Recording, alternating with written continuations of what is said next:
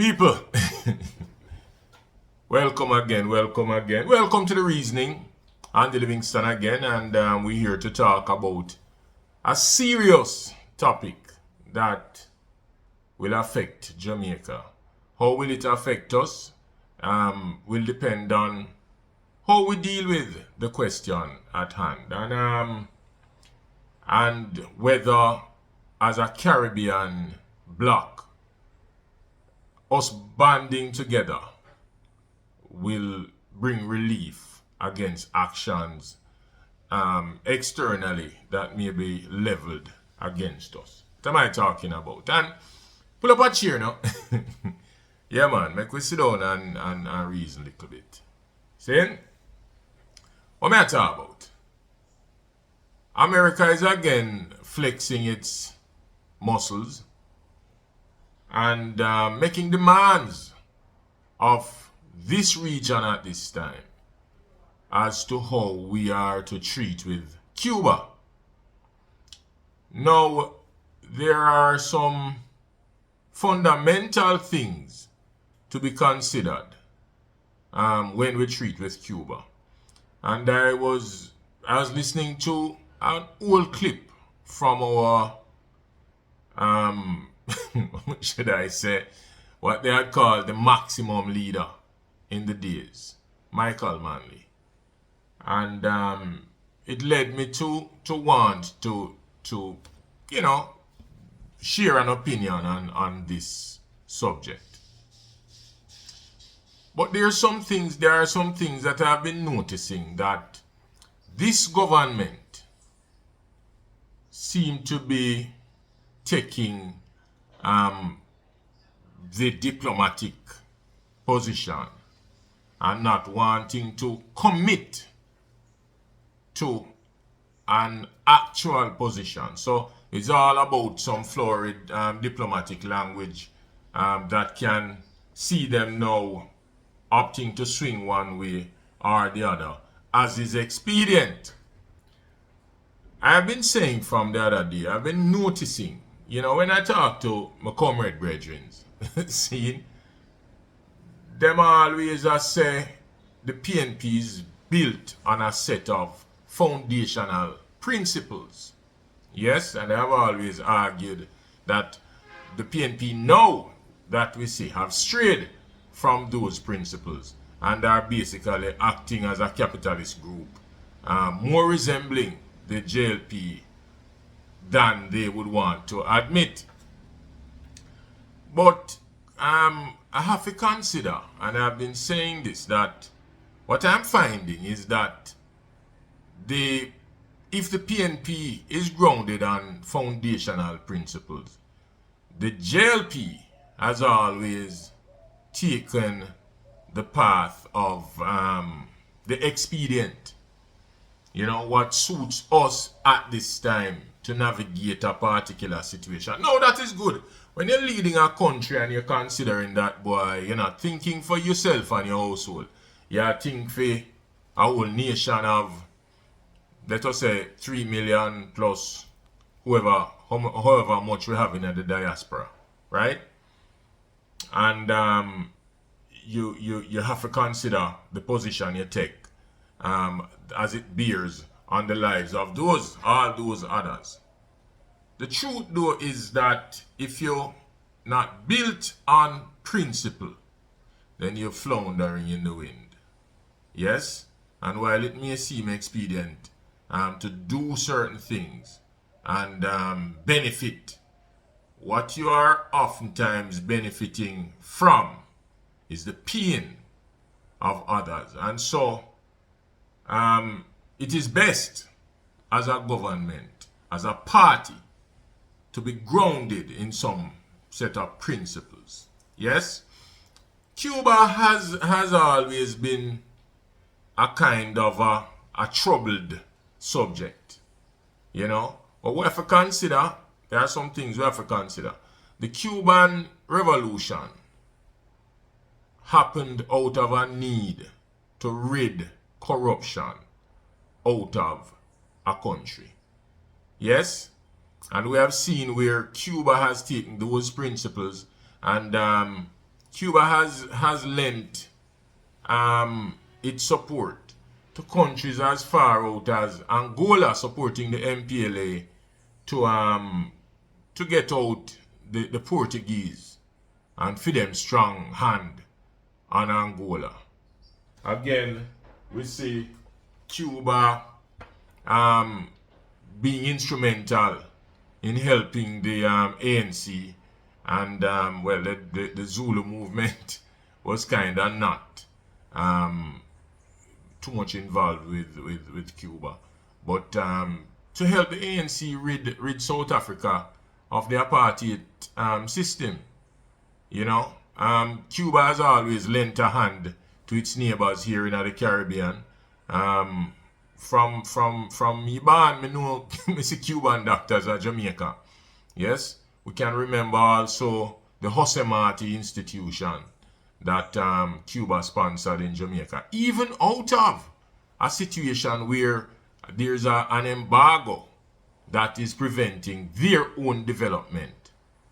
But what a powerful country Cuba is, you know, surmounting this embargo with a situation where education is very high and free, housing is free, and so on and so forth. Health is free, you know, and they don't just educate Cubans.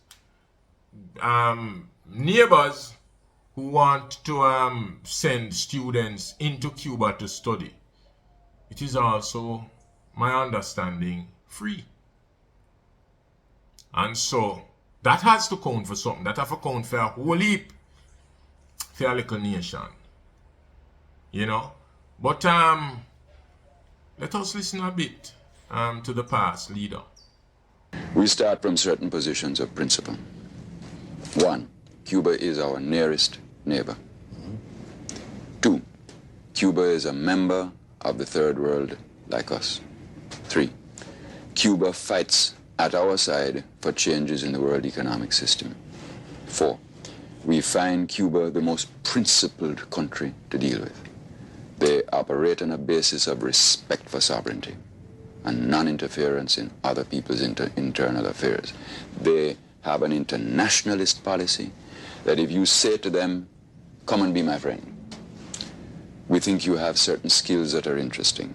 We think you've done certain things that are interesting. We would like to have a look at what you've done. Would you like to cooperate with us in a field? They say, fine. If you don't want to cooperate, they say, fine. We have long since understood that they are on a particular path of development that is obviously massively supported by their people and which is a product of their objective circumstances. Their revolution arose out of the horrors of one of the worst tyrannies the world had ever known. And a lot of their experience is conditioned by that fact.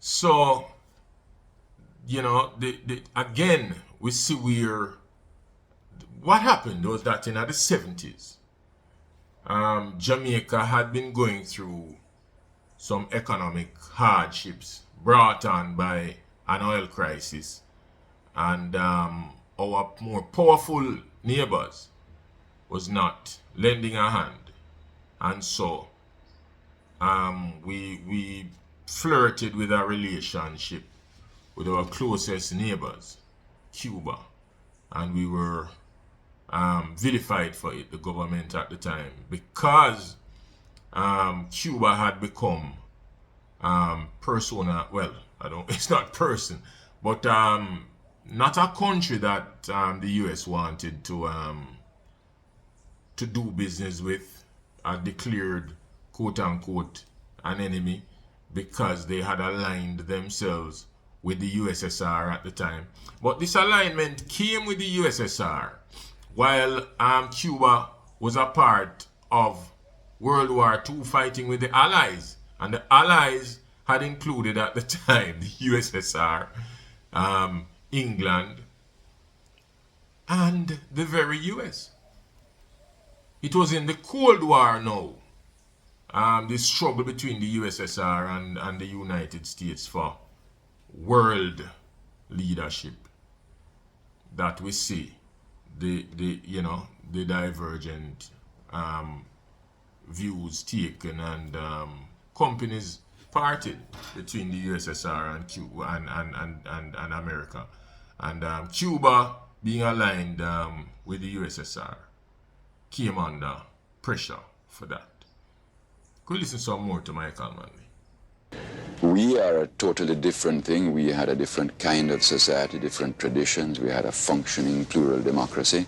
And we're on what we call our democratic socialist path of development, which has certain points of similarity with theirs, but very substantial points of difference with theirs, and we respect each other. But even more important than all of that, and this is what is non-negotiable to us, Cuba is a legitimate part of the world and this hemisphere. And it has one of the most legitimate governments in the world, because legitimacy is a function of popular support and nothing else. Nothing else legitimizes except people.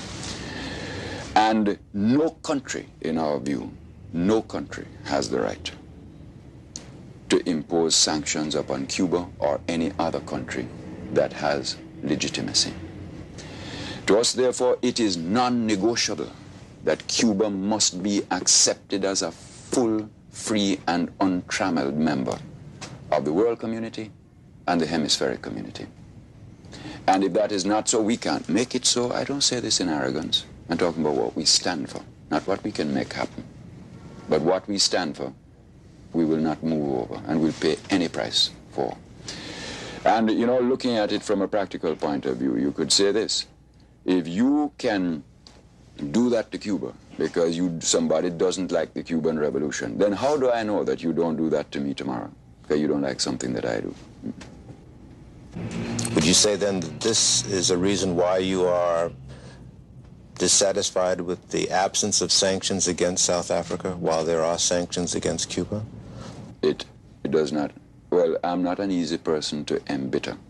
But that makes me as near to bitter as anything in the contemporary world.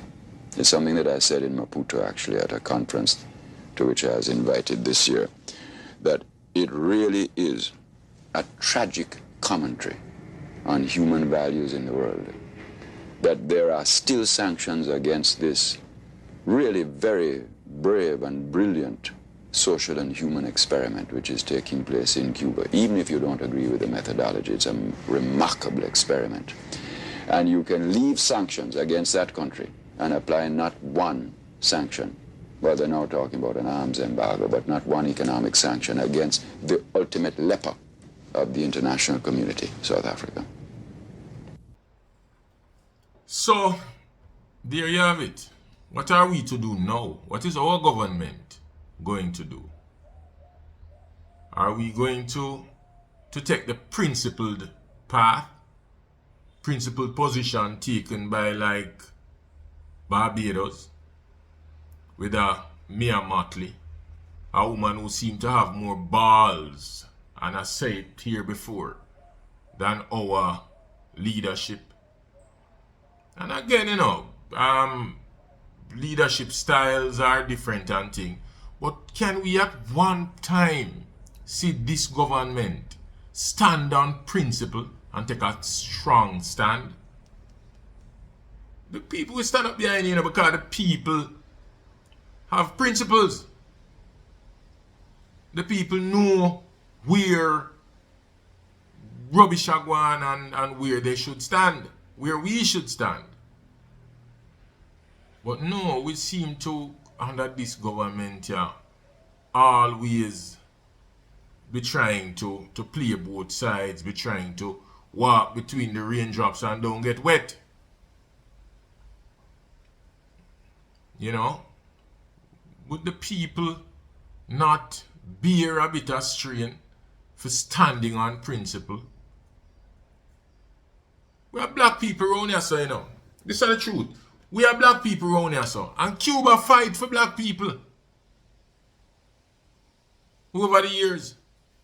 Have always extended an hand. A hand. See? And why shouldn't we extend that courtesy back to them? Why shouldn't we have their backs?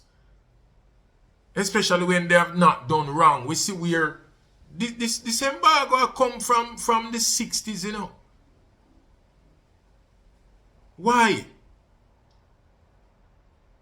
You can't force people into a democracy that you want. As Michael Manley said, the only legitimate government is one where the people give it support. So until the mass of the people stop supporting the Cuban government, the world should support them. Everybody cannot adopt the same style of government. And this bullyism that some countries have, trying to hold big stick over others, no longer go work, you know. I wonder if some people don't realize it is a new world. We have to log on to this new way of thinking. There's no big boy over nobody again. You know? So, I don't know. I don't want to be long. These are my views. I don't know who share it. You can tell me in the comments. You know? Yeah, man. I don't like how we are dealing with Cuba. And I really don't like that Jamaica has not been in a recent times the leaders of the Caribbean. We're taking weak-need approach to our foreign policy. Yes? Jamaica, stand up and be counted once again, man. We can't be led by, 300,000 people towards the east. The Caribbean has always looked to us for leadership. Jamaica. Please. So Holness and the crew. Stand up. Stand on some principle. Grow some backbone on this one, please. Alright? Like, share, and subscribe, people. Blessings.